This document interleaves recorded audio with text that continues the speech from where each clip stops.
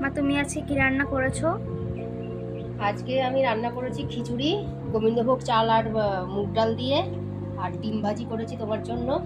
আর এটা হচ্ছিল, এটা কি বলো তোমার, এগুলো তোমার আলু ভাজার মতন পাঁপড়। আমাকে চিন্টু মামা বললো যে এই পাঁপড়গুলো নিয়ে যা, দেখতে পুরো আলু ভাজার মতন, মহুল খুব ভালো খাবে।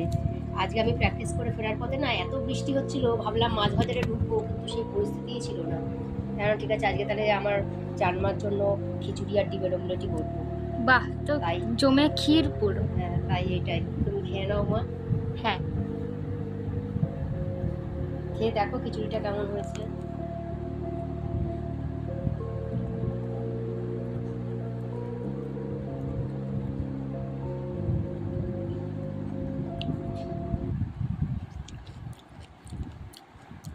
খুব ভালো হয়েছে মা, থ্যাংক ইউ মা। খুব ভালো হয়েছে। থ্যাংক ইউ সোনা মা।